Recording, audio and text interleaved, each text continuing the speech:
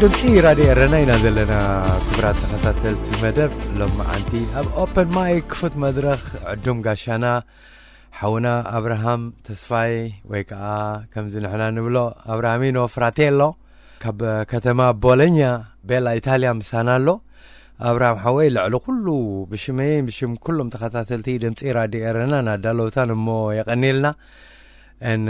نايب حقا تحقوس اللغو بسلام استملسكا ويلكم باك يوني يعني اللي أنا ونعخن كلهم تخطيتي راديو رنا يمسكنا كام قاعد دحنتنا حكم حق حيش ويلكم باك بالكلهم من البات نزم زي سمعوا اب كاب اثيوبيا خاتمليسكا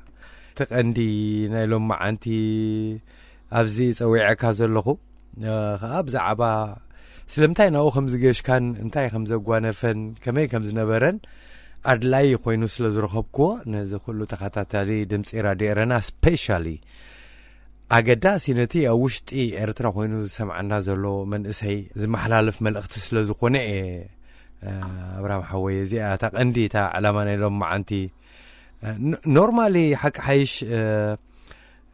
تيز قبر كايا مقشان أب إثيوبيا كلمة مقاش كافليت أنيرة أو خلقا فليت أنيرة أو هين كاول لخيل كختزارة مصر أو خاجن دميت أو إلى النفس عبازي تاتي خاول ختعلن نمو اسكتا مايكروفون بها قرفة مني أبراهام تسفى مفلات أي لأنانيو تتابع سبع أو مسالاتيو كله شجر نا إيرتراويان زقوين ساتفن عاولو دحر كيبلا زك عليه سو أبراهام حوي نوح introduction كم زي جري فلتني يعني مجمع رجزي خمس جري زارف زلخو تا مايكروفون كنا بخاخ قد فقرب بزعبا زلو هلو كنتا سدتنياتات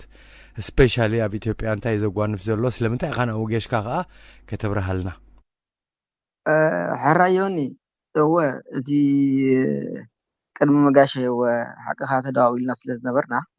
مغنياتو اون ما كم ماليسي كم بزح ايرتراوي حاويون تتحيزو نيرو مالتي او تتحيز لازنبره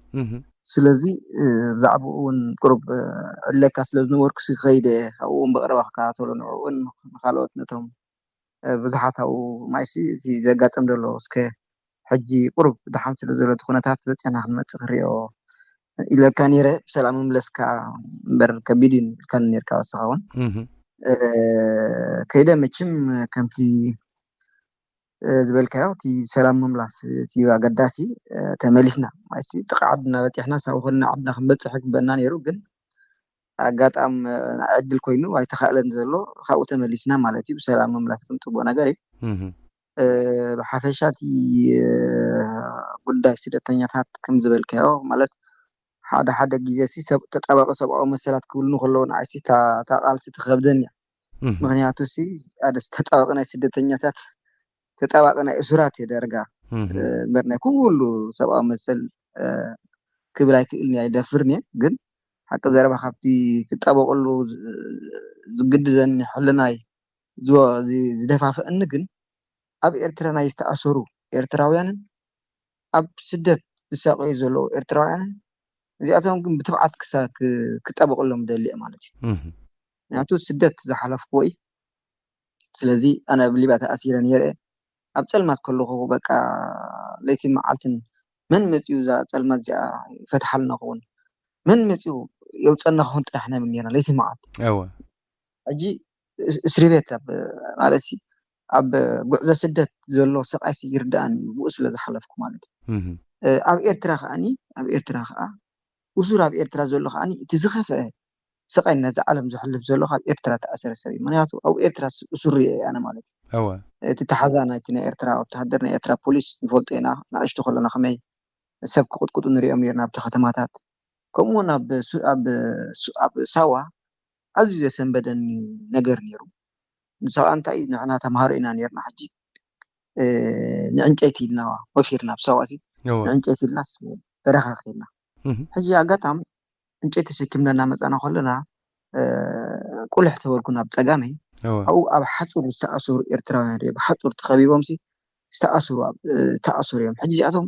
በቃ ሬሳም ሰባይ መስሉኝ ተረዲካ ነፍሶም ቆሲሉ ጫማ ይነበሩ ጧዋዕ ዝበል በቃ በጣም የሰሚደ በቃ ግልጽ መሰበርኩ መስራኾም ሲ ንመጀመርያ ከምኡ ኣብ ኤርትራስ ከምኡ ዓይነት ስቃይ ከም ዘሎ ተገንዘብኩ ማለት እዩ ብጣዕሚ እዮም ዘደንግፁ ሬስ እዮም ተغيሮም እሳቶም መን እዮም ነይሮም መስልካ እስራት ኤርትራ ካብ ዊዓ እዮም ኣምፂኦም ነይሮም ካብ ዊዓ ምክንያቱ ኣብ ዊዓ ሕማም ኣትዩ ነይሩ ስለዚህ ሕማም ኣትዩስ በቃ እቶም ተዓለምቲ ተወዲኦም ይሞቱ ነይሮም ሕጂ በቃ ሳክተረፍ ሞት ካሶም ኣብኡ እንፅኦም ኣብ ምስ ሰብ ክሕውስዎም ብሎም ዲ ወላ እንታይ ኣብ በረኻ ሓፁር ገይሮም ኣሲሮም ማለት ሕጂ ገጣም ንሕና ካብ ዕንጨይቲ ክምለስ ኮለና እናርኦም በቃ ሕጂ ኣነ ተስፋ ናይ ብሓቂ ካብ ኤርትራ ከማንቲ ክወፅኣለኒ ኢለ ዳርጋ ዝወስን ኩላ ዓለት ሽዑ ምክንያቱ ሰብ ክዛ ሃገሩ ከም ዓይነት ጨከና ተሓዚለሲ ኣሚነ ይፈልጥ ኣይትሪኦን ኢኻ ናይ ኤርትራ ነገር መብዛሕትኡ ስውር እዩ ወይ እስር ቤት ተኣትለካ ሕና ካ ተምሃሮ ኢና ነርና ኣተና እንተረዲካ ብዛዕባ ቤት ዶ እዚ ገለመታት ዝብሎ እስር ቤታት ስለዘይበፃሕና ይሆን መጀመርያ ተምሃሮ ኢና ነርና መጀመርያ ዝረኣኹ ሕማቕ ስልካ ሲኣ ነይራ ሕጂ እዚ ክልተ ስእሊ ዝነዓይ ካብ ዓይነይ ስለ ዘይክወል ኣብ ኤርትራ ዝተኣስረ ሰብን ኣብ ስደት ዝተኣስረ ሰብን ክጣበቕሉ ብጣዕሚ እዩ እቲ ግዴታ ትስምዐኒ ማለት እዩ ሕጂ ብዛዕባ ስደተኛ ከበልና ማለት እዩ ጃነስ ናይ ስደተኛ ናይ እስራት እንተጣበቃ ይኽብል ዝኽእል ኣብ ኤርትራ ዝተኣስሩ ናብ ስደት ነበር ናይ ብምሉኡ ኩሉ ሲ ኣይኮንኩን ማለት እዩ ተረዲእካ ሽግርና መወዳእታ የብሉን እንዲሁ ኣብርሃም ሓወይ ኣብ ወፃኢ ንሪኦ ስደተኛ ኩሉ ምናልባት ቅድሚ ናብቲ ዕላው ትሕዝቶና ምኻድና ሓንቲ ነገር ከነፅራ ዝደሊ እቲ ቀንዲ ጠንቂ ናይዚ ኩሉ ሳዕቤን ዝወርዶ ዘሎ ህዝቢ ኤርትራ ኣብ ደገብ ስደት ኣብ ዓዲ ጓና እቲ ብዓዱ ዘሎ መሪሕነት ድዩ ስርዓት ድዩ ግናይ ስለ ዝኾነ እዩ ነዚ ጥርጥር የብሉን ተረዲኻኒ ኣብ ኤርትራ ቤት ማእሰርቲ ኣለኹ ትብለኒ ከለኻሲ ናጽነት ዘይረኣዩ ክሳብ ሕጂ እስራት ከም ዘለዉ ኢና ንሰምዕ ተረዲኻኒ እዞም ኩሎም ሓለፍቲ መራሕቲ ዝነበሩ ኣብ ዕርዒሮ ጠፊኦም ከም ዘለዉ ኢና ንፈልጥ እዚ ድሓን ከም ትሕዝ ንሰዶ ምእንቲ እቲ ተንተዋሂበናና ዘለዋ ግዜ ክንጥቀመለን ናብቲ ጌሽካየ ዝመጻኻ ናብኣ ዝያዳ ክደፍእ እምበር ናይ ኤርትራ ተዛሪብካ ይትውድኦን ኢኻ እወ ስነቲ ኣጋጣሚነት ክርስቲያኒት ምእተው ኮነልና ኢለ እምበርቲ ማለት ጋጣሚታት ስንምባል እምበር ገና እዩ ተረዲእካ It's nothing new ብዛዕባ ኤርትራ ክብለካ ኢለ ኣብ ኤርትራ ሲ መወዳእታ ዘይብሉ ቤት ማእሰርትን ገበንን ከም ዝካየድ ሲ ማንም ኤርትራዊ ሓድሽ ክኾነ ይክእልኒ ባህላ እየ ተረዲኻኒ إذاعة إيرينا صوت مستقل لإريتريا ኣብ ድምፂ ራድዮ ኤረና ኢና ዘለና ክቡራት ተኸታተልቲ መደብ ሎማ ዓንቲ ዕዱም ጋሻና ሓውና ኣብርሃም ተስፋይ ካብ ቦሎኛ ቤላ ኢታልያ ምሳና ዘሎ ተጣባቂ ሰብኣዊ መሰላት ክትበስሐኒ ኣይልካኒ ድሓን ተጣባቂ መሰል ናይ እስራት ክኽብለካ ድሓን ከምዚኣ ዶ ተሓይሽ ናይ እስራት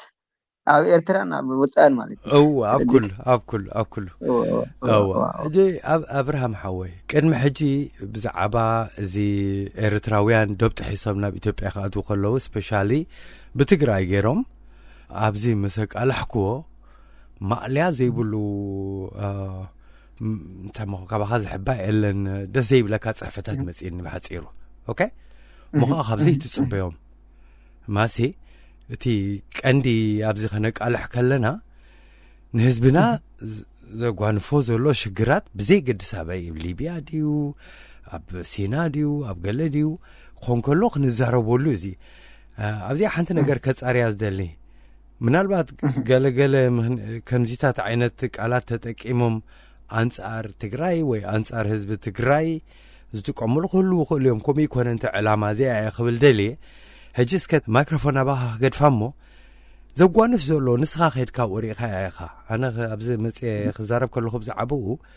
ተባህለ ተሰምዐ ከምዚ ዝደወሉለይ ገለ ይኽብል ንስኻ ግን ስትሬት ኣብ ባዕልኻ ኸድካ ኣብ ባይታ ዝረእኻዮ ነገር እሞኻ ፕራይቬትሊ ንዓኻ ኣብ ሂወትካ ዘጋጠመካ ስለ ዝኾነ ኣብርሃም ሓወይ እስከ ከመይ ነይሩ እቲ መገሻኻ ንገረኒ ሕጂ ከመይ መሲልካ ዮናታን ኣነሲ ብዛዕባ እዚ ጉዳይ ስደተኛታት ካብ ዝከታተሉ ሲ ካብ 2012 ዓመተ ምህረት እዩ ካብ ሕጂ ማለት እዩ ተረዲካ ቅድሚኡ ዝነበረስ ከሓሰብኩ ካብ 2012 ግን كسب حجي كني 13 عام تكون الله مالتي أب قدي سدتنيا تات بعمي سدتنيا سلزخونكم مالتي عقمي كجبر فتينا مالتي من يعطوا زقاف لك عاد تلان سلزلنا ناس بك أبغى عنا سلندري سدتنيا بسدري بيسي بزخ حلب سلندري قدني تي بسوق لنا ناقد جميرنا مسوق لنا ناقد كوينا مالتي نو حجي ليبيا كان نوي عامتات سرح كلها عدي أمالتي ስለዚ ስቃይ ኤርትራውያን ሰማዕ ኩላ ዓዲኣ ማእከላይ ባሕሪ ክንደይ ሞት ዝሰማዕ ኩሉ እዩ ምድረ በዳ ሊብያ ክንደይ ሰብ ዝሓዘን ኩሉ እዩ እስር ቤታት ሊብያ ነዊሕ ሰዓት ወይ ዝሰርሕ ነይሩ ማለት ሕጂ ዝሓሸ ቦታ ኸ ኣበይ ነይራ ትልካኒ ከም ስደተኛ ኮይኑ ኤርትራውያን ሱዳን እውን ተመጀመርያ ተቀደም ጥዑም ነይሩ ብሎ ቶም ናይ ቀደም ንሕና ዝነበርናሉ ግዜ እውን ብኸፊል ደሓን ነይሩ ድሓር ግን እቶም ሱዳናውያን ገንዘብ ለምቢዶም ቶም ፖሊስ ህዝቡን ከም ቀደም ይኮነን ሱዳን እውን ሓበሽ እንዳበልካ ሓውል እንዳበልካ ሳቶምን ኦሮብነት ህዝቢ ደንዲኖም ነይሮም ማለት ነው ማለት ምስ ዝገበሩልና አቃብላ ሕጂ ብዙሕ ኩሉ አይነማረሙን ብዙሕ ሰውን ከላይ ዓዱ ኮይኑ ብዙሕ ተቀሚጥ እዩ ግን ካብናው ግን ገንዘብ ለሚዶም ኣብ ካርቱም ኣዝዩ ከቢድ ሰቃይ يحلف نيري تسب مالتي دارجا إيرترا استمولسون كل تسرست جزء أبز خلت عن 16 15 إيرتراون استمولسون يرام كاب سهرة مالتي نو كوات مولسون كاش عبي أخات خبيرهم تسنة نسري بدقلي أمام مالي أجي أبسودانون قرب شخصات نيري تزحشت أنكو بكان إيرتراوي أب أفريق أب فلا بتخبابي ناسي زحشت دنبرت إثيوبيا يعني إثيوبيا واني لهم سي قبل سريبتات ليبيا ካብ እስር ቤታት ግብጽ ካብ እስር ቤታት ሱዳን ኢትዮጵያውያን ድምሲ ኤርትራውያን ኢትዮጵያ ዝተመርሱ ብዙሓት ኣለው ምክንያቱ ዝሓሸ ቦታ ስለዝነብር ማለት እዩ ካብኡ ናብኡ እውን እቲ ብቐረባ ተዓቕሙ ዘይብሉ ሰብ ትግራይ ስግር ኢሉ እውን ኣብኡ ነዊሕ ዓመታት ኣብቲ ማዓስከር ገሊኡ ጥሪት ገይሩ ገሊኡ ዱካን ገይሩ ገሊኡ ገለ ገይሩ ነዊሕ ዓመታት ለ10 ዓመት 15 ዓመት 20 ዓመት ኣብቲ ማዓስከራት ዝተቐመጡ ኤርትራውያን ኩናማ ይኹኑ ዓፋር ይኹኑ ትግርኛ ይኹኑ ማዓት ነይሮም ማለት እዩ ስለዚ ትግራይ ኣብቲ ግዜቲ ናይ ብሓቂ ዋሕስ ኮይና ኣብቲ ናይ ረነት ህዝቢ ሲ በቃ ሃብ ኤርትራ ሃዲዩ ምስ መጽ ኣብቲ 4 ማዓስከራት ኮይኑ ዝነብር ነይሩ ኖት ህዝቢ ምስቲ ህዝቢ ካብ ዘለዎ ተማቂሉ መሬቱ ከይተረፈ መቂልዎ ዝነብር ነይሩ ስለዚ ኣብዚ 20 ዓመት ሓቂ ዘረባት ህዝቢ ትግራይ ዘርአዮም ምድንጋጽ ኣዴታት ትግራይ ዘርአዮም ምድንጋጽ ሰብ ሃዲሙ ምስ መጽ ገሊኡ ብረት ተወጊኡ ገሊኡ ካብ እስር ቤት ሃዲሙ ገሊኡ ገለ ምስ መጽን ሓቂ ዘረባ ብፍሕሹ ገጽ ይቕበሎ ስለዝነበራ ብዙሕ መንእሰይ ኣብ ትግራይን ኣብ ልዕሊ ህዝቢ ትግራይን እውን ጽቡቕ ኣረኣእያ ክሓድር ገይሩ ጽቡቕ መንእሰይ ሲ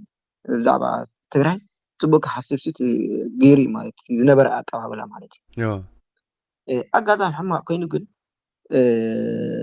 እዚ ኩናት ኣብ ትግራይ ጀሚሩ ይኸ ማለት እዩ ስለዚ እቲ ኩናት ኣብ ትግራይ ዝነበረ ናይ ፌደራል ሰራዊትን ናይ ኤርትራ ሰራዊትን ኮይኖም ኣብ ትግራይ ብዙሕ ግፍዕ ከም ዝገበሩ ፍሉጥ ማለት እዩ ብዙሕ ስቃይ ወሪድ እዩ ህዝቢ ትግራይ እውን ተኸላቢት እዩ ተሳቂ ማለት እዩ ተሰዊ ማለት እዩ ኤርትራውያን ከዓኒ ካብ ገዝኦም ከም ደራኸዮም ቶም ወታደራት ማዕጾ እንዳሰበርካ ኣዲኦም እንዳኣሰርካ ጥሪቶም እንዳዓሸካ እዩ ነይሩቲ ኣብቲ ኩናት ምእታው ዝነበረ ግዴታታት ማለት እዩ ኣብኡ ኣትዮም እውን እልቢ ዘይብሉ መንእሰይ ኤርትራውን ኣብቲ ኩናት መይቱ እዩ ማለት እስካብ ሕጂ እኳ ንብር መርድእ ዘይረኸበ እቲ ካብኡ ዝኸፍአ ከዓኒ ኣብ ትግራይ ዝነበረ ብኣማይታ ሸሓት ዝቁፀር ኤርትራዊ ከዓኒ ቀዳማይ ግዳይ ኮይኑ እተን ዝነበራ ማዓስከራት ናይ ኤርትራ ሰራዊት ኣትዮም ምስ ተቆጻጸሩዎን ኣብኡ ዝነበረ ክንደይ ሰብ ወሲዶም እዮም ተቃዋሚ ኢኻ ነርካ ዶ ገለ ዶ እንዳበሉ ካብተን ኩለን ማዓስከራት ዘድልዮም ሰብ ኣቀዲሞም ወሲዶም ኣትዮም እዮም ኤርትራ ማለት ድሕሪተን ማዓስከራት እውን ይዕንየሞን እዮም ስለዚ እቲ ኣብኡ ዝነበረ ሰብ ፈሕብትን ኢሉ ገሊኡ ናብ ክልል ኣምሓራ ከይዱ ኣብኡ ሳቀሎ ገሊኡ ጠፊኡ ገሊኡ ኣብ መንገዲ እውን መዓዝ ዝመተ ነይሩ ይሽዑ ካብቲ ማዓስከራት ናይ ትግራይ ክሃድም ትብል ማለት እዩ ስለዚ እቲ ኤርትራዊ ኣብኡ ዝነበረ ተዓቂቡ ዝነበረ እውን ግዳይ ኮይኑ እዩ ኣብኡ እውን ኣብቲ ማዓስከራት እውን ሽዑ እውን ምርሻንን ገለን ነይሩ እቲ ኣብቲ ማዓስከራት ሕንፃፅቲ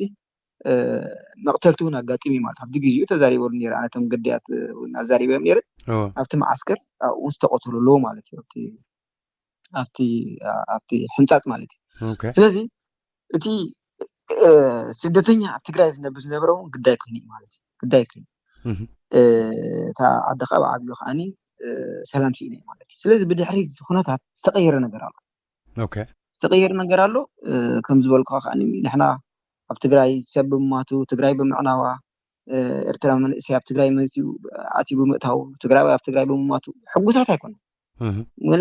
ካብ መጀመርያ እውን ትኩናት ዓገብ ኢልና ኮን በቃ ኩናት ኣብቲ መጀመርያ በቃ ስካብ ደምንወፅ ኩናት እጃኹም ሕማቅ እዩ ንኩላትና ይጎዳኢ ኢልና ተዛሪብና ኢና ማለት ነው እዚ ከም ዝመፅስ ንፈልግ ኢና ሕጂ ብድሕሪኡ ኣብቲ ግዜ ኩነታት ተቀይሩ ሰብ እቲ ኩናት ዝነበረ ቦታ ክሓልፍ ስለ ዘይክእል ዝነበረ ንክልል ኣምሓራ እትዮም ብማካየን ገይሮም ንኣዲስ ኣበባ እትውዎ ነይሮም ነቲ ሰብ ሓቢኦም ማለት እዩ እቲ መጀመርያ ሰጉሩ ነበሩ በዛ ናይ ኤርትራ ናይ ምክልኻል መካይን እዮም ሰጉሩ ነይሮም ገብራት ስግሮዶብ ዝጀመርዎ ንሳቶም በተም ኤርትራ ናይ ምክልኻል መካይን ሻዓ ጀሚራ 4000 ዝኽፍሉ ነበሩ ኣብቲ ግዜ እቲ ስለዚ ቶም ኤርትራውያን ብኤርትራ የምፅዎም ነቶም ኤርትራ ነቶም ሓርዲኦም ተጋሩ ይረክብዎም ሳቶም ካን ኣዲስ ኣበባ ሰዶም ነይሮም 4000 ሻዓ ጀሚራ በተናይ ካብ ኤርትራ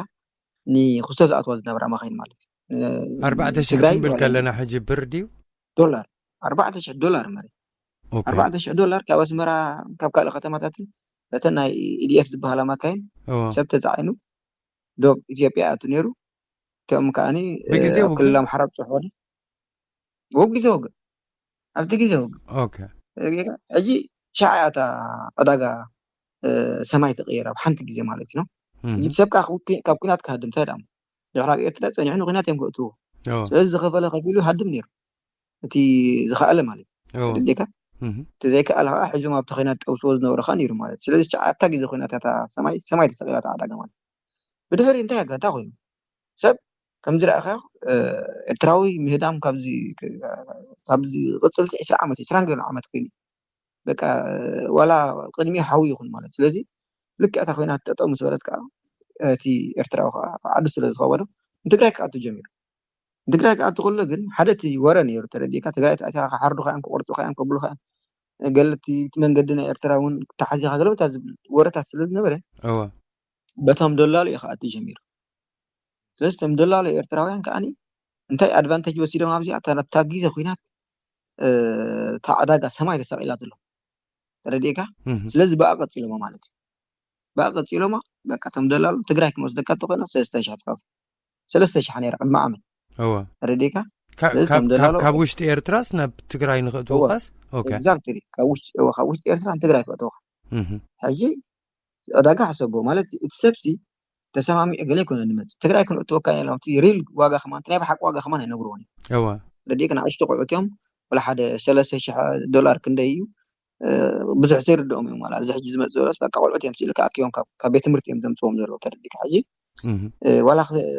ከዛረቦም ከለኹ ሕጂ ንሕና ክንዲ ዝተኸፍሉ ይበሉና ከም ዝኽፈል ከማን ኣይገልፅና እዮም ንኺት ጥራሕ እዮም ዝብሉና ጎስጓስ ማለት እዩ ተረዲካ ሕጂ ከምኡ እዩ ኣብርሃም ሓወይ ሕጂ ኣብ ውሽጢ ኤርትራ ኣለው ደላሎ ነቲ መንእሰይ ኤርትራ ህፃናት ቆልዑ ያላ ውፁ ጥራሕ ንኺት ጥራሕ ክሓልፈልኩም እዩ ከብለልኩም እናበሉ ይወስድዎም ኣለዉ ክትብለን ዘለካ እዚኦም ደላሎ ኣብ ኢትዮጵያ እዮም ዘለዉ ካብ ኢትዮጵያ እዮም ዝኣትዉ ንኤርትራ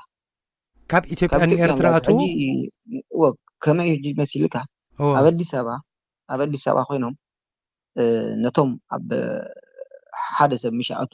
ንኣብነት ይኣቱ ሕጂ እንታይ ይብልሲ ይዕርኽቲ ኣለዎ ኤርትራሲ ክመፁ ክእሉ እዮም ነዚኦም ርኸቦም ብሎ ረዲካ ሕጂ እቲ በኣዲስ ኣበባ ዘሎ ንእሽቶ ካብዞም መንእስያትን ዝቆፅሩን ኣስቆሎት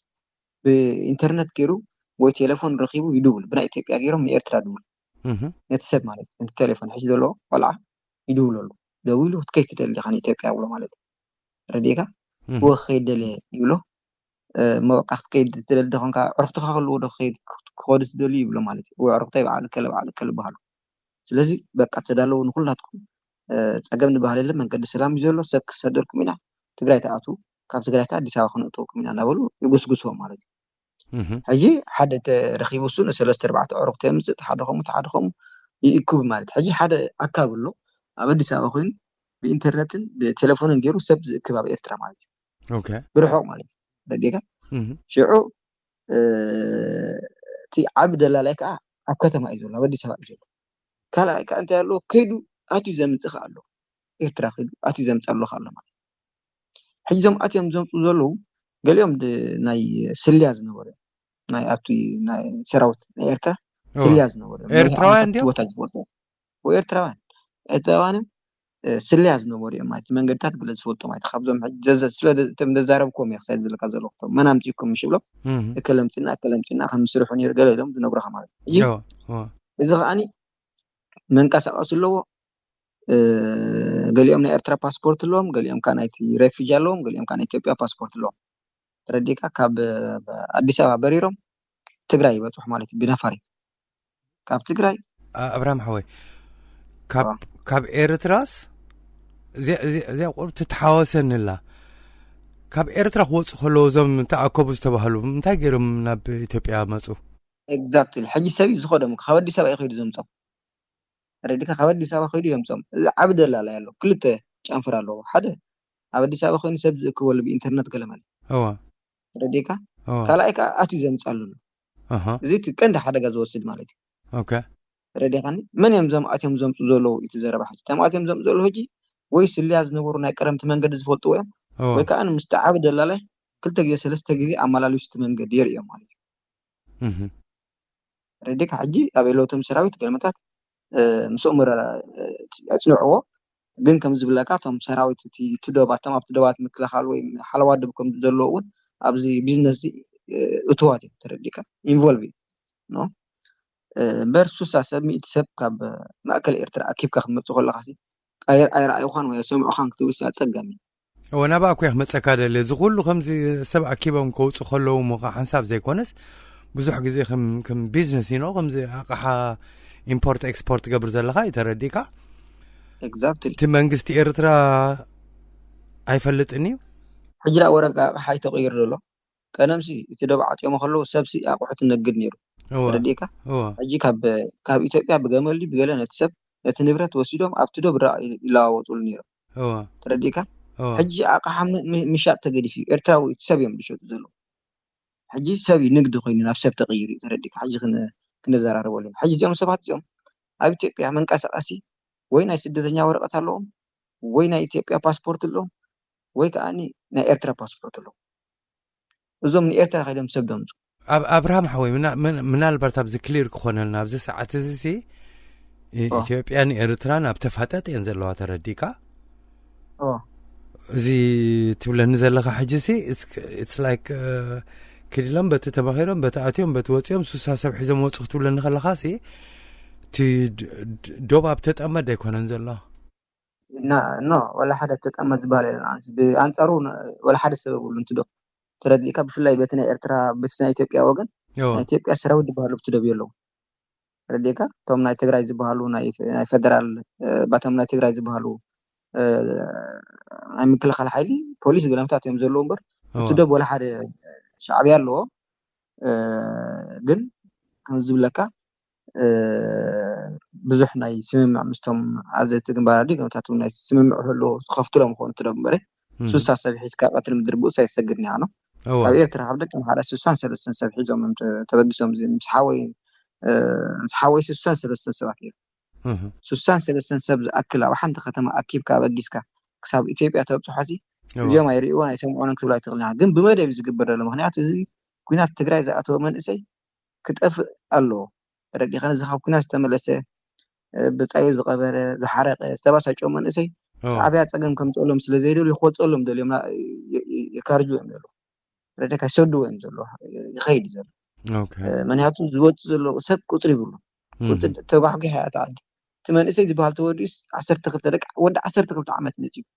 إيش يكون أول دق 10 سنة 10 تبعتين زي ما تزرع حجي أي فولت وأنا مزغت بلاي تخلي عسير زم سبات يوم زبلك ياتو عتيهم زم سوس حسب بالتليفون تم بقولك أكيبهم مريحهم مت حجي مسمت وقام زبلك هاتم إرتراني أبت برخة تجري أو تطوبلو يعطوه أبت برخة تجري تطوبلهم شعو يوم زنقورو شعو قلت في دول نبديها إرترا دول نبزل خي دول تي حساب كخا 3 4 5 6 شعو أم زنقورو هجزي أب إثيوبيا مساعته مالتي اكزاكت لا إثيوبيا مساعته تبرخه هو حوخه أتيلو مريت تجراي هو مريت تجراي مساعته هو أب عفرون أب كل عفرون بعفرون أتيم بس فرقيرهم هو عفرون أتيم نايك على سمرة أتيم نخل عفرون أتيم أوكي حجي أب كلتي خل عفر له بخل تجراي له مالتي أو مساعتك حجي تي تمزور أخا رجع سماهم جيرمون حمشش أمتو بلخا أما خاني أب سلسلة معلتي بس أب كل معلتي خا تور له ذلك أب زلي بياس كبت مزرعة خوينكا شدي شوارع خط أنها تخيل حمش شوارع خط أنها تخيل قال قرب جزء بخا اليوم عدل لي بخاني أب سلسلة معلتي ديمتي خاين أقول له بخات فلك ديمتي هاي نحاو خاني كل تكون شطينا نحرقنا قند تجينا كسر قرينا خنصدر لنا نبل كاي بعلقات حاجي أب مريت تجري يوم تم لك هذول لقطة ميرتران حاولوا له نوتهم أفتبر خذوا حلولهم كأني تجارلوا تجارب كان زجبار قال ملتات قال زو حلولهم جورو أو يحولوا مالته أو خينهم جنزب كفولوا بحاله شعو لساقتهم سدوا مالته. إذاعة إرينا صوت مستقل لإريتريا. أبدم سيرة دي إرناينا زلنا كبرات خطاتل تمدب مسانا حونا أبراهام تسفايكا بولونيا بيلا إيطاليا يزولو من البات قدميو نخلكم تخطاتلتي نازم مدب زسمعو زلكم ريتون دحرا لكم كوينو بمجد تليفون بعد 4 ساعات 7 حدن 6 حدن 35 4 حدن 6 حد 4 تخدقمه نزي زبنا زلو حونا ابراهام ريتو دحر توساخي وي حطوت لكم بقطر تليفون بعد 4 ساعات 7 حدن 6 حدن 35 4 حدن 6 حد 4 دولكم ابو ملأت تقرفوا تقولكم باي ذا ويز ما دبزي بمقدي حصير معمول ويكا شورت ويف 25 متر باند يسفنوا لكم زلو ابتي موبايلكم كا موبايل اب اتيكم ناي راديو إرنا اب داونلود كتكبروا الى بلخو هوم بيج لنا صحف كتنببوا نتفتو erena.org معلتاوي مدبات راديو إرنا اب يوتيوب اللي تقفلكم علو اتيكم لايك شير كومنت سبسكرايب مقبار دحر حرايت بولو ابراهام حوينا بخاخ ملس مسخاكو سبسكرايب كم زغبركا نغير كانيخا ثانك يو اسكو قرب بزانا ناب إثيوبيا دوب سجيروم مساتو بزي قدس بنا شنق عفاردي ولا بشنق ناي تግራይ او خفيلهم نعوم زصبي لو مالتيو زيهم كمان بمدب حقي او حجي او اندي خمصاقاتي بروجرس اندي كزاربا كادلت مسرحسي كابينا بيغيرالو تناي ناي سمسرنا ነገር ወይ ድማ تناي دلላሲ ተመጀመሪያ ሐምዱላ ካቶም ኤርትራ ነው መስሩሑ ነይሮም ዝበዛሕ ሱ ጉዳይ ስክሳብ አመሬት ትግራይ አትየምሲ አው ይحويلهم مغفول ነይሩ ደጋ ክሳብ ከምኡሲ ኃይል ነይሩ ማለት ነው አጂ እቶም አጥውሎም ገለ ዝከታተሉሎም ተጋሩ ገይሮም ዝበዛሕ ዝሐውሉን ዘብሉን ግን ተም ኤርትራ ነይሮም ገበርት ሓደቲ ዓብደላ ላይ አበዲስ አበባ አሎ ረዲካ ተሓደ ኸብካብ አይንበሉ ካብ ኤርትራ ዘምጻሉ እቲ ሳልሳይ ከአብ ከተማ ኮይኑ ሰብ ድክብ ነብተማ ኤርትራ ዘሎ ዝእክባሉ ማለት ነው ሓጂ አብ መሬት ትግራይ ይحويሉሲ ገንዘቡ ተቀቢሉ አዲስ አበባ ኸይድ ነይሩ ማለት ኮሚኒየር ናይ ግድን ከአኒ ሰም ተጋሩኻ ተሓወር ማለት ተመጀመሪያ ግን ካብቶም ዘዛራረኩ ደርጋ ተም ኤርትራ ተመጀመሪያ ባዕሎም ስርሖ ነይሮም ቁርብ ነቶም ተጋሩ ናይ ተበረኻ ተጋሩ ቁርብ ማም ገንዘብ ነው ማለት ቀስ በቀስ ግን ቀስ በቀስ ኣብዚ ቢዝነስ እዚ ቶም ተጋሩ ናይ ተኸባቢ ኸ ኣብቲ ቢዝነስ አትዮም ማለት እዩ ረዲካ ሕጂ ምክንያቱ ዋጋ ክንደይ ምዃነ ፈሊጦም ሓደ ሰብ 3000 ዝኸፍር 4000 ዝኸፍር ፈሊጦም ዝዳ እሞ ማዓት ሻይ ኢሎም ኣብቲ ስራሕ አትዮም ማለት እዩ ረዲካ ሕጂ ብዙሓት ሰባት ከም ደዘራረብኩም ንኣብነት ናይ ሓወይ ክዛረብ ተኮይነ 63 ሰባት ኣኪቦም ምስ መፀት ደላላይ ኣብቲ ዶብ ካሕኳሕ ከም ዝተኹዝ ገለመታ ሰሚዖም ማለት እዩ ተረዲኻኒ ዶክ ሰሚዖም ተበታቲኖም ማለት ፋሕፋሕ ፋሕፋሕ ምስወል ሕጂ እቲ ተም ሓወይን ሳልሳይ ርእሱ ናብ ሓደ ዓቢ ሰብኣይ ዓቢ ሽማግለ ሰብኣይ በቃ ገዛ ረኺቦም ከብቲ ሓረስታይ ማለት እዩ አው ምስ በቃ አትዮም ማለት ነው ሕጂ እዚ ኣብ ውሽጢ ኢትዮጵያ ኢና ንብል ዘለና ሕጂ ትግራይ ወጣብቲ ከባቢ ጉርሱር ናይ ዝበሃል ዓዲ ኣብቲ ከባቢ ሕጂ ኣብዚ ሰብኣይ ኣቱ ማለት እዩ ሰብኣይ የእቲዎም በቃ ዝዳ ሽማግለ በቃ ተሓዋወረን ገለሎም ቋንቋኦም ድዛረብ ዓቢ ኣቦ ረኺቦም የእቲዎም ገዛ እቶ ወደ ሓንፃ ገመል የሎ ዓፂና ኢሉ ዓፂና ኸይዱ በቃ ምግቢ ከምፀልና ማለት እዩ ኸይድ ገለልና ኢሉ بدحريق ويسبعي دلالة حزول لهم مسيو عبد دلالة هو رديكا إذا عبد دلالة كرداديو أركب أبيلوم إذا سبعي جنزب تقبيل خافت دلالة مالي رديكا جنزب تقبيلو نعاتهم إذا دلالة إذا خط عنا بيلو نجاتهم نبكال برخة وسيدوا مالتي نبحد هدمو وسيدوا عند بايرو زبال هدمو كل جزء تقسم مخنياتو متقاس صبغي عند بايرو زبال هدمو أو أبي نيت قشات يا حجي أب كباب جره سرنا يا كباب جره سرنا عند بايرو زبال أو أي نيرو أو عاتمم زم دك بايرو زبالو خاني عصوت مالتي دكو نايت سبعك نايت وانا جزء عصوتي هو حدا تمهاري ودو شويت زباله بمقالس زمهاري لومني حدا خابتم زعطو زنبره شويت زبال مالتي مقالس زمهار نبره تمهاري لومني مالتي هو حجي انت فولطو الى زارب زلو خست حزب تفولطو تخونه الى زنبر زلو ترديك تي دلالاي كامن بهاش مو دير كان تسفعلم تسوي زبال تسفعلم تسوي زبال هو دلالاي كاني او عاطينا زي ما حواتنا شو عتش تخفلوا لنا مال شو $1000 شو $1000 أجهزة دلالة ولا حنتي جبران تقراوي ترديك بقى تأكل تتقيم الله مالك تعب سواي أو أركبه زخاني نزياتهم وسيدو عاتيو شو $1000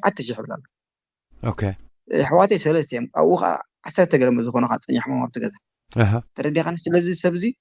درجة 100 شح 100 قلم كتير 100 شح أب وش ساعات قلت له مالك مش معلتات مالك ولا حنت ما استري هرم ولا مالك ترديك أنا حدا زربون قال مالي نازيرو دسكفك حماق سبي كان إرترا دويل ودخم كم زي علم تيلهم سلازي شو عتش تخافني له زم جزا مش حازنهم كله كربا جيزون كم قاتي من حوالي تقدي إنيرو حازنهم كله زي أخذ تكسر له مالك هجي أنا متى خب إرترا تشتري أنت أيو كأم زوجور نتم قولات كابينك متشخم مش بلو كابز ختم عزي ويا كابز عاد زمتي أنا مسولو بقى زي أيرخ بكان سلازو خنا مسو أنا كابزا وتازي أمتى بلاك هلا بي كاوتي كاب إرترا مالك ترديك ويا خا أو يرخيبه هجي سب شو عاد تشحتري كفلكم يلو قلت سلاسل سومن زخون زوالع أساقي وبتاع جزعاتي مالتي أم وداتا حمش شحن هفل مالتي كومبرومايز أتيغم مالتي وترى موت يبقى فل إرتراني من دولو سبزر بوش أنا زي أول أبرا منت كلير تكون لنا حجي دويلو تزي كفيلكم كم زنقبرينا قال من الليل كم فرح له حكي كم زرداني شتينا كليت نغن شتينا وتي خلالي تخن شتينا اوكي زورد لهم قفع خالو دي ولا نعفهم ترحمكم زبله قفع دا يورد قطقطوا من مري يهرموم يم يحقل لهم زخونه نجر بقى قطقطوا يفرحوا مرعدوا لعلو كل حمام له طميت له رسحت له ما يزبال تحطيه ما يفلطين تري حاويسي ناي بقى سنها بزح صقم غيره مالك رديك انا انا صقمات غيره ناي قربت النايقل مالك حجي اب حيل تلمات اني معاطيمه ما عاد قفع عمري حجي ما مغبوم يتقم مغبوم ما يزبال كايل ردي خاني حجي كم زبلك خاني بمولا اسدراويت جهود تحس بمولا ابلك له مخنياتو حزبنا قتدهيدي قرصوم قتلوهم تراج نساتهم ون تسنلو بنانا حزب سلازفلطو بقانقو دويلهم ولا انا حتى نخا خيترف مزدولولا تردي خان كلها مزربشوا بقى بسرخه بخلي تخاوط يمدولو حنت مع سوم حمش شابلو حنت مع تغفرلو قلت مع تغفرلو ترديك كما لو حمد فاجانا تيمنا بقى بلا تبل حمش شح نغفل مالتي دحر لهم سدي صح سدي لا تبهلو كله አጋጣም ሽዑ መጽም ካልኦ ሰባት ወስዶም እዩ ኢልና ማለት መጽም ካልኦት ደላሎ ማለት እንደገና ተጨው በዓለም ደም ሸይጦም ጨውም ደም ናቶም ጉዳይ ዝገርዋ ነው ማለት እዚ ካ ጨውም ሓደ ዝኻ ካብ ስዑድ ዝመጸ ጫካን ከ ዝኻኒ ገዚኦም ያነብላ 2500 ገዚኦም 2500 ገዚኦም እንተ ይብልካሲ ንክፈል ዝብለካ ዘሎ 5000 ብለካ ኣሎ ስኻ ترديك عمشش حيلنا الصغار مشم بخندي كركر بخندي بحالفتي جينا لمينا بخندي مشاكل تجارب جينا لمينا ترديكا سمع يكون كانت يوم بلاي تبل سواني أخفيلنا مالتي داق ما كان فيلنا مسخة لك شو تي قلعة وتي مالتي حجيزي ناتي أزب لك أزلو كندي سبع لغة أب مخفال كيف بتحه مالت زي بقولوا ترى قالوا أتكابت دوب سوكر ترى عن كلا سب كذا على لنا خاني كلته كلا زي على لنا خاني أبتخبى بتخلت بهالعدل أبتقرب أبتو دوب مالتي ترى ديك أجغلت أنا أشو أول دي حواتي صغيرانتي من حزمان تم جبر حزمان نايت خباب تم جبر نايت خباب حزمان نعم دويلهم ككل تشح أدلولن حزني أنا لنا برو مالتي بقى بيتسب كمشاكل تام متعدد ولا سبب يقولون دقس قاب سنحو ولا حنساب كاوتاي دواويلنا حساب نكبلن داول كله زم جبار زي أمكاني أي تنحن نفتهم دلالة شيء تام دلالة كلا يدول عبلو كلا تلفون مالتي مش شيء تقبله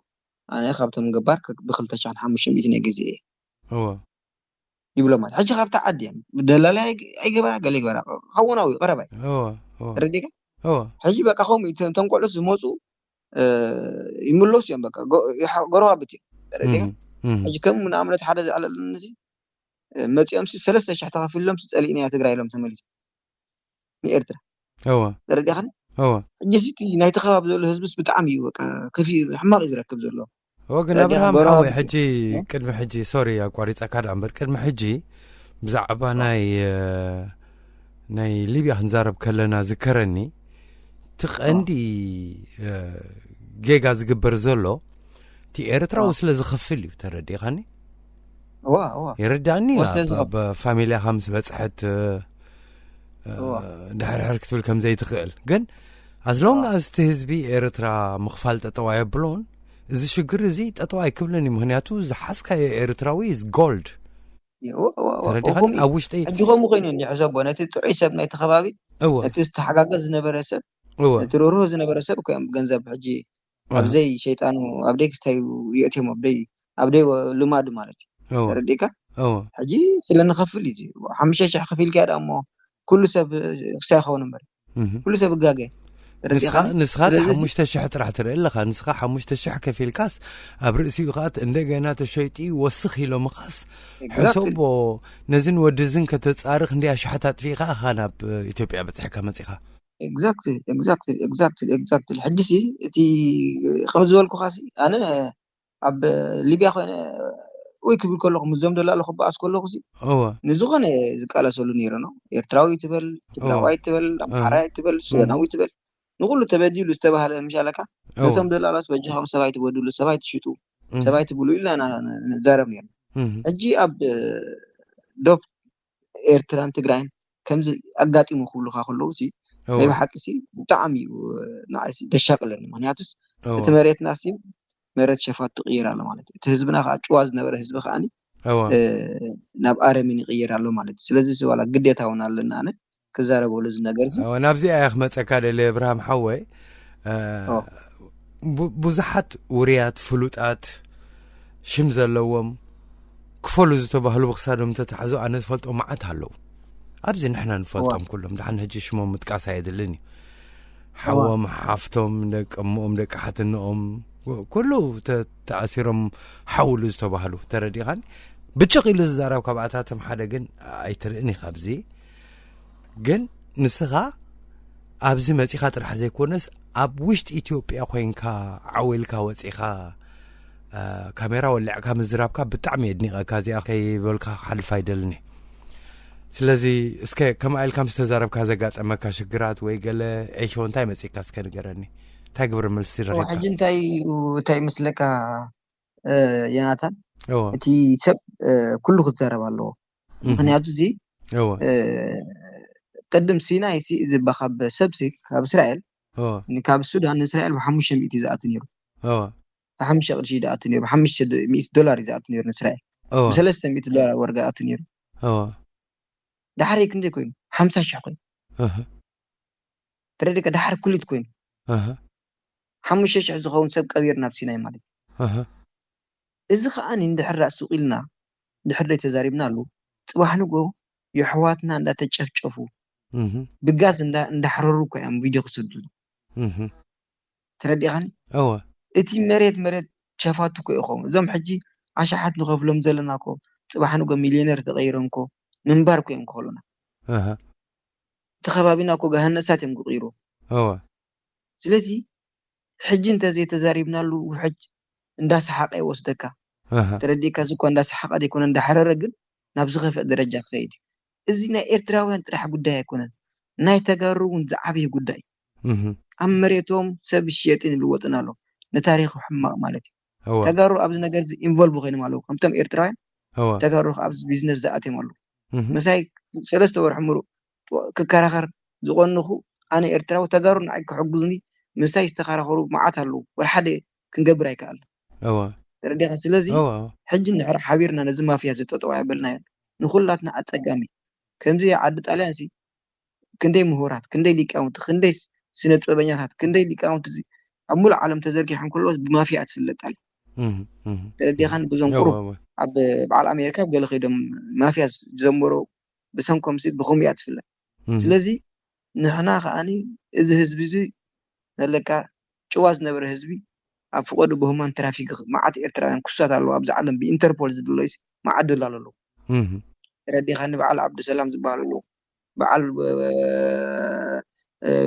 መድሃኒ ዝበሃሉ በዓል ዓብድረዛቅ ዝበሃሉ በዓል ኤርሚያስ ዝበሃሉ ማዓት ኣለዉ ደላሎ ክሪሚናልስ ኣብዚ ዓለም ዝድለዩ ማለት ተረዲኻ እዚ ዘይነበረ ባህሊ ናይ ኤርትራውያን ስለዚ ተጋሩ ከዓ ሓደር ኣብሎም ኣለኹ ከምዚ ዓይነት ኣብ ሁማን ትራፊክ ኣይረኸም ትጭዋ ባህሎም ዓቅቦ ስለዚ ናይ ኩላትና ቃልቲ ስለዚ ሰብ ክዛረበሉ ኣለዎ ድል መብዛሕትኡ ግዜ ኣብርሃም ሓወይ እንድሕር ከምዚታት ማሲ ከምዚ ዝብሎ ፀናሕካ ክጭወይ ከለዉ ኣሕዋትና ከምዚ ረኣኹ ናብቶም ትግራዎት ደው ኢልካ ካረድኡ ንትብል ሰምዮም ከዓ ዝጓዩ ኢልካ እዚ ዘይከሓድ እዩ ተረዲኻኒ እቲ ቅድሚ ሕጂ ትግራዎት ዝገበርዎ ርሕራሐ ዝኾነ ኤርትራዊ እኮ ዶብ ጥሒሱ ትግራይ ክኣቱ ከሎ ከም ዓዲ ጓና ዘሎ ኮይኑ ይስምዖኒ ነይሩ ቅድሚ ሕጂ ማለት እየ ስለዚ እዚ ወዲ እዚ ተኻሒዱ ይኮና ንዛረብ ዘለና እቲ ዘለዎ ፋክት እዩ ኩሉ ሻብ ሴንሲቲቭ ቶፒክ እዩ ተረዲኻኒ ከይተረዳእካ ነቲ ህዝቢ ከተድሕን ክትብል ከምዚ ፅልእቲ ዘርኢ ዘለካ ክጥዕሚ ክእል እዩ ብኸምኦም ከዓ ብዙሓት ተጠንቀ ኣይድልን ሕጂ ገለመለ ዝበሉ ኣነ ከዓ እስኻ ወፂኻ ምስ ተዛረብካ ናይ ብሓቂ ተሓጒሰ ማለት እዩ ስለዚ ሽግርና ነቃልሕ ኣለና እስከ እቲ ዘለካ ማሲ ዝመደብ እዚ ምሳይ ትዕልሎ ዘለካ ኣብ ውሽጢ ኤርትራ ዘለዉ ምናልባት ኣብ ከምቲ ጠቐስካ በዓል ደቂ መሓረ ክወፁ ተኣኪቦም ዘለዉ ይሰምዑ ኣህሉ እንታይ ክትብሎም ትደሊ ወሕጂ እንታይ ክብለካ ደሊ ዮኒ ኩሉ ግዜ ግርግር ለሌባ ይመቻል ኢሎም ሓሩ ተረዲካ ዓግርግርሲ ንሰረቕቲ ይጥዕሞም ማለት እዩ ተረዲካ ሕጂ ከዓ ኤርትራ ሕማቕ ኣላ ትግራይ ሕማቕ ኣላ እንዳበሉ ኣብዚ ፕሮፓጋንዳ ዝተሓቢኦም ውሕዳት ሰባት እዮም እዚ ነገር ዝገብርዎ ዘሎ ተረዲካ እምበር ዝበዝሐ ጥዑይን ርህርህን ርሂፁ ክበልዕን ሰሪሑ ክበልዕን ዘሊ እቲ ህዝቢ እዚኣቶም ግን ስነ ልቦና ናይቲ ሕብረተሰብ ዘይብሎም ሸፋት ጓሓላል እዮም ተረዲካ ስለዚ እንታይ ደብ ዘለካ ንሕጂ እዞም ንኣሽቱ ቆልዑት ደላሎ ኮይኖም ኣብ ትግራይን ኣብ ኣዲስ ኣበባን ዝፈርዩ ዘለዉ ተጋሩ ይኾኑ ኤርትራውያን ጽባሕ ንኮ እዚ ዓለም ንውላዶምን ንነብሶምን ሕማቕ ነገር ገዲፎም እዮም ዝኸዱ ዘለዉ ኣዝዩ ብከቢድ ገበን ዝሕቶም ስራሕ ምሰርሑ ዘለዉ ስለዚ እዞም ንኣሽቱ ሕጂ እዞም ኣብዚ ክራይም ወይ ኣብዚ ገበን ዝንኣትብሉ ኣይርድኦምን እኮ እዩ ንሳቶም ኣብ ሓፂር ግዜ 100,000 ከተእቱ ኢኻ ትብል ጥራሕ እዮም ርእሶም ዝሓፅቦ ብድሕቲ ገንዘብ ግን እዚ ሰብ ሕጂ ይኸፍል ኣሎ ኤርትራዊ ሕጂ ይኸፍል ኣሎ ጽባሕ ንጎ ሰላም ምስ ኮነ ግን መን እንታይ ይሰርሕ ነይሩ ኣብ ምፅራይ ክእተይ ስለዚም ሕጂ ስራሕ ዝኣትዉ ዝሰርሕዎ ዘለዉ ንመባእሎምን ብሰላም ኣየንብሮም ስለዚ ይጠንቀቁ ኩሉ ወለዲ ደቁ ኣብዚ ከምዚ ዓይነት ክራይም ከይሳተፉ ደቁ ኣብዚ ከምዚ ዓይነት ናይ ደቂ ሰባት ምጭዋይ ከይሳተፉ ትግራዋይ ይኹን ኤርትራዊ ዓገብ ይኽብለሉ ኣብ ውሽጢ ኤርትራ ኮይኖም እቶም ኣብ ውሽጢ ኤርትራ ኮይኖም ተዋስኦ ዝሳተፉ ዘለዉ ኣብዚ ኣለዉ ኣብ ውሽጢ ኤርትራ ኮይኖም ሲ ፍሉጥ ኣድዮም ኣስማቶም ኣለካ ኣብቲ መንግስቲ ኣብቲ መንግስቲ ናይ ብሓቂ ኣብ ፀብሒ ደለዉ ኣብዚ ነገር እዚ ካብ ዓመታት ዝተሳተፍሉ ሕጂ እውን ይብለካ ኣለኹ ካብ ኤርትራ ብመካይን ገይሮም ስጋብ ዶብ ኣብፂሖም ኣሽሓት ዘኽፍልዎምን ምስ ናይ ትግራይ ቀጥታ ምስቶም ናይ ትግራይ ዘራኸቡን ኣብቲ ናይ መንግስቲ ስራሕ ዝሰርሑ ኣብ ኤርትራ ኣለዉ ተረዲኻን እዚኣቶም እውን ዓገብ ኢና ንብሎም ዘለና ምክንያቱ ኣስማት ኣለዎም ዲ ብርሃም ሓወይ ኣብዚ ፅንኩር ኩነታት ካብቲ ፅጉም ኣሽሓት በሉ ኣለዉ ተረዲኻን ካብ ፅጉም ኣሽሓት በሉ ኣስማት ኣለዎም ተረዲክ ኣስማት ኣለዎም ግን እቲ ብኤርትራ ዝመፅእ ሰብ ብዙሕ ግዜ ፈርሕ ተረዲክ ስለ ዝፈርሕ ኣስማቶም ኣይነግረካን ሓደ ሓደ ኣለዉ ዝነገሩና ግን ብዙሕ ግን ኣይነግረካን ይፈርሕ እምበሪ ስጋብ ታደብ ዘብፅሕዎም መኪና ገይሮም ኣለዉ ተረዲኻ እዚኦም ብዙሕ ዝኸፍሉ እዮም ናይ ፀጥታ እቶም ናይ ፀጥታ ናይ ኤርትራ እዮም ስራሕ ዝሰርሕዎ ዘሎ ተረዲኻን ስለዚ መንቀሳቐሲ ዝሰርሕሎም ስጋብ ዶብ ዘብፅሕዎም ኣለዉ እዚ ሕጂ ምናልባሽ እቲ መንግስቲ ኣብ ስልጣን ስለ ዘሎ ናቱ ነገራት ስለ ዝበሎ ቅድሚ ሕጂ ሰብ መንቀሳቐሲ ሒዙ ክፀንሕ ከሎ መን ሂብካ እዩ ዝበሃል ነይሩ ተረዲካ መን ሂብካ በሃል ነይሩ እቲ ሰብካ እድለ ነይሩ እዚኣ ግን እቶም ሓለፍቲ ኮይኖም እንዳፀንሑ ኣቋሪፆም ሕጂ መንቀሳቐሲ ክሽካ ተፀኒሕካ ካብ ኤርትራ ትቕፃዕ ጥራሕ ሳኻ ትቕፃዕ ትሒዝ ዝፀንሕ ማለት ምክንያቱ ባዕሎም ስለ ዝገብሮ ዘሎ ማለት ተረዲካ ከምኡ ኣብ ዓዲ ኣቤተ እውን ገንዘብ እንዳኽፍሉ ይውፅዎ ኣለዉ ክንደይ ሰብ ማለት ተረዲካ ስለዚ ነዚኣቶም እውን ዓገቢና ንዞም ህዝቢ ተፅንኡ ትበለኹም ንብሎም ነቲ ህዝቢ ኢትዮጵያ ገፁ ክሰግር ዘሎ ህዝብና እውን በጃኹም ሓደራኹም ተጠንቀቁ ምክንያቱ ኣብ ትግራይ መዓት ፀገም ይዘጋጥሞ ዘሎ ኣብ ክልል ዓፋር መዓት ፀገም ይዘጋጥሞ ዘሎ ብዓብዪ ኣብ ኣዲስ ኣበባ ከዓ መዓት ፀገም ይዘጋጥሞ ዘሎ ስደተኛ ኤርትራዊ ኣዲስ ኣበባ ከም ዝበልኩ ካብ ዝቐረባ ግዜ ሲ ገሊኦም ካብ ፖሊስ ካድሙ ካብ ፖላሶ ፀዲፎም ዝሞቱ ክልተ ኤርትራውያን ኣለዉ ካልኦት ካብ እስር ቤት ካድሙ ትሕቲ ዕድመ ዝርከቦም ሰባት ብጥይት ኣብ ማእኸል ከተማ ረሽርሽሞም ኣለዉ በማየት ዝቁፀሩ ኣብ ፍቐዱ እስር ቤታት ተደርብዮም ኣለዉ ኣብ ኣዲስ ኣበባ ማለት እዩ ካልእ እቲ ኤርትራዊ ኣይወፅእ ኣይኣቱ ኣብ ገዛ ተዓፂዱ ይውዕል ዘሎ ምክንያቱ ተገፊፉ ንኤርትራ ዲ ክውሰድ ተገፊፉ ኣብቲ ኣዝዩ ደሰክፈካ እስር ቤታት ዲ ክገሓፍ ኣብ ኢትዮጵያ እውን ወላሕቲ ውሕስነት ተብሉ ስለዚ ኣብ ደገ ኮንካ ክትዛረባ ቁሩብ ዘተባባዕ ኣይኮነን ግን ዝሓሸት ኣብዚ ግዜ እዚ ኣብ ኤርትራ ዘሎ ሰብ እንተይተበገሰን ኢትዮጵያ ገፁ እየ ዝመክርኣን ምክንያቱ ኣዝዩ ከቢድ ኣብርሃም ሓወይ እዚ ኩሉ ሓሊፎም ሲ ናይ መጨረሻ ጎል ዕላማ ኣብ ኣዲስ ኣበባ ንምእታው ሓቀ እዚ ኩሉ ካብ ኤርትራ ወፂኻ ብትግራይ ብዓፋር ጌርካ ተሓዊልካ ተኣሲርካ ቢልካ ኣዲስ ኣበባ ንምብፃሕ ኣብ ኣዲስ ኣበባ ከዓ ትብለኒ ኣለኻ ከዓ ይቕተሉ ኣለዉ ይእሰሩ ኣለዉ ጭፍጨፉ ኣለዉ ከዓ ትብለኒ ኣለኻ ይቕተሉ ኣለዉ ብተመልከተለይ እሞ እዚ እሞ እንታይ ዳ እሞ ትርጉሙ እዚ ኩሉ ከፊልካ ወፂኻ ኣዲስ ኣበባ እንድሕር በፂሕካ በቃ እቲ ሰብሲ ከምቲ ቀደም መሲልዎ ኢትዮጵያ ዝኣትዎ ዘሎ ደረዴካ እዞም ቆልዑ እዚኦም ሕጂ ሲ እዞም ኣብ ኣዲስ ኣበባ ተረሽኖም ዝብሎም ዘለና መሻኪን ሲ ትግራይ ባዕሎም ሰጊሮም ብፍላይ ንሓደ ብፍላይ ዝብለካ ኣለኹ ሲ ኣብ እቲ ከባቢ ዶብ እንዲ በዚ ከባቢ ዓዱ ኻላይ ባዕሉ ሰጊሩ ምሽክና ንእሽቶ ቆልዓ 16 ገለን 17 ከመን ኣይገበረን ባዕሉ ሰጊሩ ምስ 4 ቤተሰቡ ተረዲኻን ኣብ ትግራይ ብፍላይ እቶም ኣሕዋቱ መሻክን ኣብዚ ዘለዉ ሲ ንዓመታት ንፍትሕ ዝቃለሱ ኣብ ጎኒ ህዝቢ ትግራይ ኮይኖም ድምፂ ዘስምዑ ዝነበሩ እዮም ስለዚ ኣብ ትግራይ ምስ ኣተው ግን ናይዞም 4 ሰባት 16,000 ክፈልዮም ተባሂሎም ካብዚ ይብሎም ከዓ ከፊሎም ኣብ ትግራይ ማለት እሶ ካብ ትግራይ ተኸፊሎም ኣዲስ ኣበባ ኻኣት ኣብ ኣዲስ ኣበባ ከዓ ተረሽኑ ማለት ሕጂ ኸና ዓዲ መስ ገና ሬሳው ናይ ሃብዎ ምን ኣለዉ ነቲ ሬሳ መስደድ እውን 6,700 ብሎም ማለት ተረዲካ ወላኩም ገና ኣብቲ ሬሳውን ተርእሰት ዘደል ሕጂ ዝቆልዓ እዚ ትግራይ ደሓን መሲልዎ ኣትዩ ኢትዮጵያ ደሓን መሲልዎ ኣትዩ ኣብ መወዳእታ ኣብ ኣዲስ ኣበባ ተረሽኑ ተረዲኻን ክብገስ ከሎ ግን እዚ መሲልዎ ኣይተበገሰ ማለት ስለዚ ኣብ ኢትዮጵያ ከምዚ እዩ ዘሎ ኩነታት ሕጂ ስለዚ ነቲ ዘይተበገሰ ዘሎ ሰብ በቃ እንታይ ኢና ሞ ንሕና ክንነግር ኢና ታዘላ ታፋክት ታዘላ ከም ዘላ ተነግር ኣለና ገሊኡ ኣብ ጎዳጉዲ ትግራይ ኣሎ ኣብ ትሕቲ ደላሎን ገለን ተዓፂሎ ኣብ ኣዲስ ኣበባ ፍቆዶ እስር ቤታት ኣሎ ውሕስነት ዝበሃል የለን እዚኣ ትመስል ታ ኩነታት ስደተኛታት ኣብ ኢትዮጵያ ግን እንታይ ንግበር እዩ ትሕቶ ሕጂ እንታይ ንግበር እዩ ምክንያቱ ሲ ሰብ ኣብ ጉዕዞኡ ሲ እንዳ ዕላማ ኣለዎ ኩሉ ሰብ ነው ገሊኡ ተማሂሩ ገሊኡ ሰሪሑ ኣብ ላዕሊ ደረጃ ክበፅሕ ኣብ መንጎ ግን ክሓመም ይኽእል ኣብ መንጎ ግን ሓደጋ ክገጥሞ ይኽእል ስለዚ ኣብቲ ዝሓመመሉ ሕክምና ክትወስድ ግድን ኣብቲ ሓደጋ ዝገበሉ እውን ኣምቡላንስ ጠዊዕኻ ሕክምና ክትወስድ ግድን ስለዚ ህዝብና ኣብ መንጎ ስደት ዘጋጥመሉ ዘሎ ሓደጋ ንሕና ሱቕ ኢና ክንብል ኣለና زم تأثيرهم زلوا حواتنا أفقدوا شنت بيتات نايب حقي 100 كيلو 100 متر خونك لجن وكأسر بيتات يوم تأثيرهم زلوا أودي ساب ስለዚህ ኣቶም ኣብ ጸልማት እዮም ዘለዉ ለይትን መዓልትን ከፊኡዎም እዮም ካብ እስር ቤት ካሃድሙ ፈትለን ብጥይት ተቐቲሎም ዘለዉ ስለዚ ነዞም ተኣሲሮም ዘለዉ ኣሕዋትና ክወፁ ንሕና ንመንግስቲ ኢትዮጵያ ፀጥ ክንገብር ኣለና ንኩሉ ነዘን ኤምባሲታት ናይ ኢትዮጵያ ኣብ ኤውሮጳ ዘለዋ ኮነ ኣብ ኣሜሪካ ዘለዋ ናይ ብሓቂ ሕጂ ኣነ ክቅፅሎ ይብዓቅመይ ማለት እዩ ናብ ብሙሉአን ዘን ኤምባሲታት ዝስደድ ደብዳቤ ኣዳሊና ሰብ ናብኡ ከይዱ ዘብፅሓልና ረኺብና ከምዚ ከመኻ ዝኣመሰሉ ጋዜጠኛታት እውን ምስኣቶም ከይዶም ነቲ ኤምባሲ ዝከዛረብዎን ክሓትዎን እንታይ መርገፂ ኢኹም ኣብ ልዕሊ ስደተኛታት ኤርትራውያን ክብልዎም እዚታት ከም ፕሮግራም ማለት እዩ ብኩሉ ቋንቋታት ክንዛረበሉን ክነግረሎምን ኣለና ምክንያቱ ንሕና ካብ ኣሕዋቶም ስለ ዝኾና ሱቕ ኢላን ክሳቆዩን ክሞቱን ከዓኒ ሱቕ ኢልና ከዓ ክርኢ የብልና ማለት ኣነ ብዓይነ ርእየ ስለ ዝመፃኹ ኣየደቅሰንን እዚ ጉዳይ ማለት ተረዲኒ ስለዚ እንታይ ንግበር እዩ ትሕቶ ሕጂ ኣብ ርሑቕ ዘሎ ንምኽሮ ኣለና እቲ ተቐርቂሩ ዘሎ ግን ከነውፅኦ ጥራሕ ዘለና ኣብ ሽግር ስለ ዘሎ ማለት ስለዚ ድምፅና የድልዮም ኣሎ ኣብ ኢትዮጵያ 200,000 ዝኸውን ሰብ እዩ ዘሎ ግን ኣብ ተዓዲ ኮንካ ምቋም መሸገር ይኸውን ወይ ድምፅኻ ምስማዕ ሸገር ይኸውን ኣብዚ ግን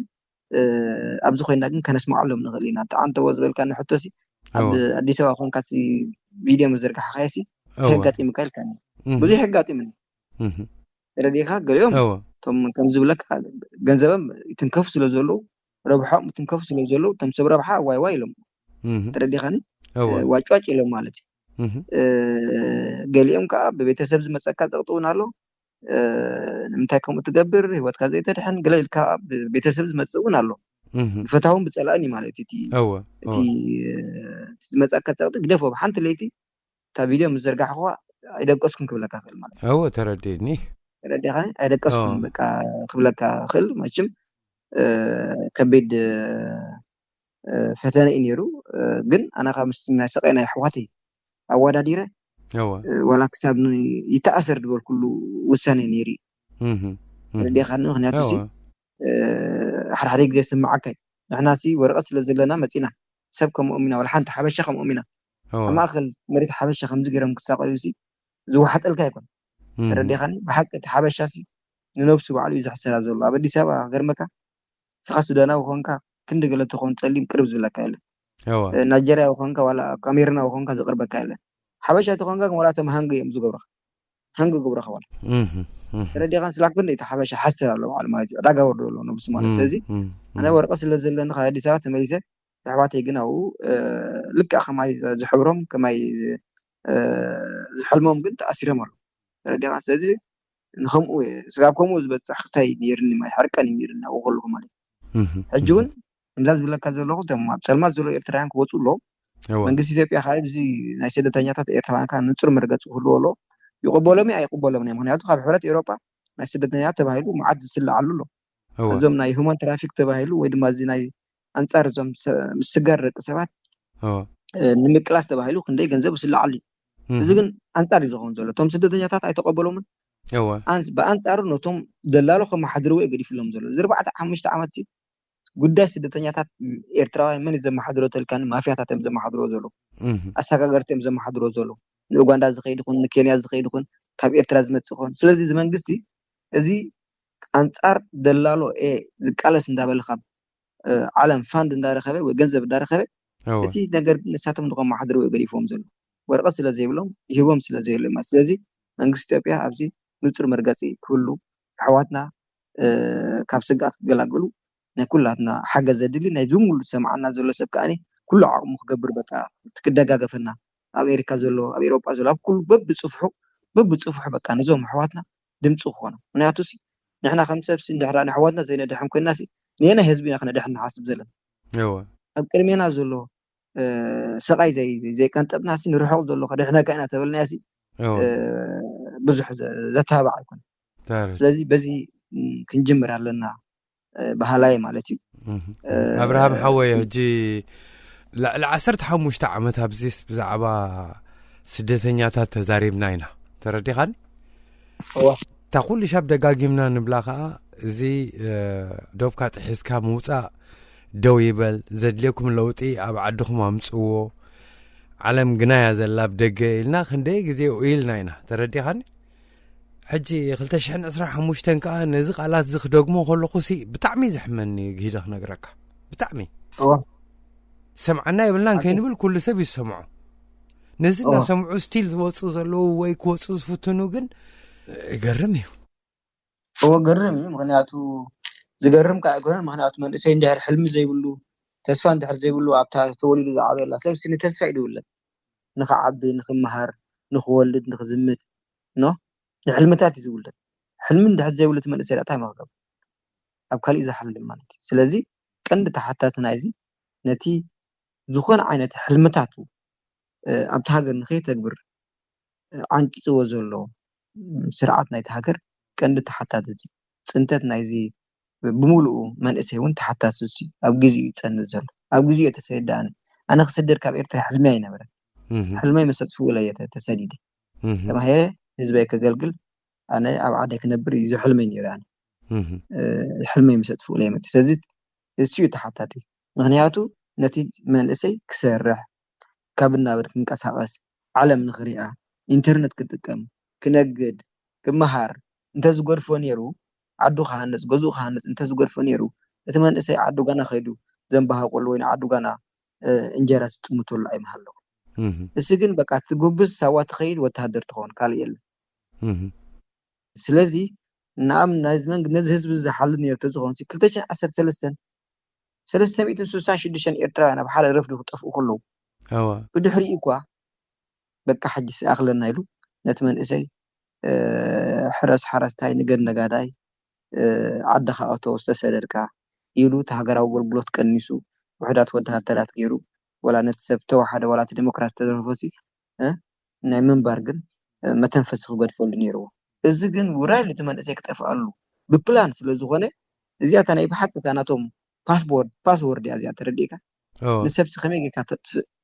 ንሰብስ ከመይ ጌርት መንእሰይ ከያቃመክ ሓፂፅሉ ሓፂል ኸይ ሕጂ በዲስ አበባ እንታይ ፕሮፓጋንዳ ዝገብሩ መስይልካ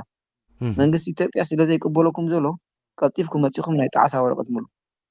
ቀጥፍኩም መጽኹም ናይ ጣዓሳ ወረቀት ሙሉ እሞ ድሕር ንስመራ ተመሊስኩም ሲ ተተሰጊኩም ሲ ካወረቀት ካብ ዓዳ ኣበይ ተወጻኩም ዝማዕሙ ነቲ ሰብሲ 7,000 ኣኽፊሎም በዓሎም ኢትዮጵያ ሰይዶመሲ ኣብ ኣዲስ ኣበባ ናይ 200 ክፍል 200 ከይሰርሐ እኮ 200 ዝኸፍል ተረዲኻ ነቲ ሰቃይነት ህዝቢ ከመይ ገይሮም ማሓድሩ ኣብ ኤርትራ እምበር ከሊኦም መስቀልጢፍካ ናባና መፂኻ ኢድካ ሃብብሎ ካብ ኣዲስ ኣበባ ናይ ጣዕሳ ምላኡ መተ ተሰጊካ ሲ ታወረቀት ዓዳ ኣበይቶ ካብ ዓዳ ኣበይቶ ከተውፀክ ትሬለኻ ሽካዕላል ፀወታ يحزني ابراهيم حوي واو ስለዚህ እዚዩ በቃ በሓባርሲ እቲ መንግስቲ ዓገብ ንበሎ እቲ ሰብሲ በቃ ምክንያቱስ ፍታሕ ከየምፃላና ተመለሲ ኣብ ኤርትራ ነበር ክንብሎ ሳጻቀም በቃ እቲ መንግስቲ ፖሊሲታት ይቀይር ነዚ መንእሰይ ሰላም ሃቦ ረዲኻኒ በቃ ነግር ኣለና ስጋብ ሓይል ረኺብና ተግብሮ ዘይከኣልና እቲ ዘሳቀየና ዘሎ ነግር ኣለና ዝመንእሰይ ካብ ዓዱ ሓፂል ጠፍእ ዘሎ ብሰንክናትኩም ጭቆናን ብሰንክናትኩም ሕልሙ መጥፍኡን እሞ ስለዚ በቃ ነቲ መንእሰይ ሰላም ሃቦ ኣዴታትና ንብዓታ ኣኽለን እዘን በቃ እዚ 20 ዓመት ህዝብና ብጀካ ብኽያት ሓጎስ ሃዲሞ ሓጎስ ሲኒ ስለዚ ሕጂ እውን እንታይ ኢና ንብል ዘለና እዚ መንእሰይ ሰላም ሃቦ በቃ መዝሙር ሰላም ኣስምዖ ዓዱ ረጊኡ ክነብር ማለት ካልኡላ ሓንቲ ፍታሕ ዘሎ ኮይኑ ትስምዓኒ ኣብ ኤርትራ ፍታሕ ከይመፀ ትሪኦ ኣለኻ በቃ ወላ ገሃነሳት ኣሎ ቅድሚኻ እንዳበልከ እዩ ዝኸይድ ትሰብ በቃ ስለዚ ኣብ ኤርትራ ይትፍታሕ ክመፅ ዘሎ ኣብ ኤርትራ ነቲ ሰብ ምቹእ ክነብረሉ ዝኽእል ሃዋህው ይፈጥሮ ካልእ የለን إذاعة إرينا صوت مستقل لإريتريا كبرى تخاتلتي دمسي راديو إرينا مسانا حونا أبراهام تسفاي كابولونيا عدت ليانيو صنيحو أبراهام حوي نفرق ساعات قرب مبرخ تبني لمسيكاري خالع لساعات كيدنا بشم كلهم تخاتلتي دمسي راديو إرينا أدالوتان سلتي ورك أو جزيخا 5 جنيه كافتو كل شباب زخدو للكا هلوخ مسيخا سخف كيبلكا تبرحلنا تزنتولنا ከም ዘለበዋኻን ምኽርኻን ትህብ ማለት እዩ ተስፋ ገብር ዘማ ውሽጢ ዓዲ ኮይኖም ዝከታተሉና ከዓ ስፔሻሊ እቶም መንእሰያት እንታይ ዓይነት ሽግር የጋጥም ከም ዘሎ ተረዲእዎም ካብዚ ዶብ ጥሒስካ ምውፃእ ብዘይገድስ ናበይ ኣብዚ ሰዓት እዚ ክቁጠቡ ዘድልዮም ለውጢ ኣብ ውሽጢ ዓዲ በዓላቶም ከምፅዎ ማለት እዩ ቴንኪዩ ኣብርሃም ሓወይ ኣነ ብወገነይተን ክፈልጠን ዝደሊ ሰኔ ነረን የቐኒየለይ እታ ማይክሮፎን ናባኻ ገለ ዝረሳዕናዮ ተሎ يغني يوني عنوان مغنياتوسي اتي قدا قداسي إلكا نعيدو إلكا دهاي فليتكا بعبيون زعبا زقات أمدولو نهزبنا كنحبورو إلكا تبقسو سيركا سلدول كالي أزي مسكنكا نتخطات التخاخا أزي مسكنكا سلازي أبدانا أي ساعات جيزينا بزح سترفنا له بزح زي تنكفنا يلو اتساب زفولت حواري تخسدلنا نباخاون تليفون كا قديف كالم الله يوتيوب قديف كايلها كله ስለዚህ እቲ ሰብ ዘጋጥም ዘሎ ክነግረና ናይ ብሓቂ ተማ ኣብ ኤርትራ ሰብ ዝሸጡ ዘለዉ መን እዮም ኣብ ትግራይ ሰብ ዝሸጡ ዘለዉ መን እዮም ኣብ አዲስ አበባ ሰብ ዝሸጡ ዘለዉ መን እዮም ናይ ብሓቂ ክሕብረናን ክነግረናን ብሓባር ኮይና ዓገብ ክንብል ስለዚህ እንተተኸታተልና ከኣኒ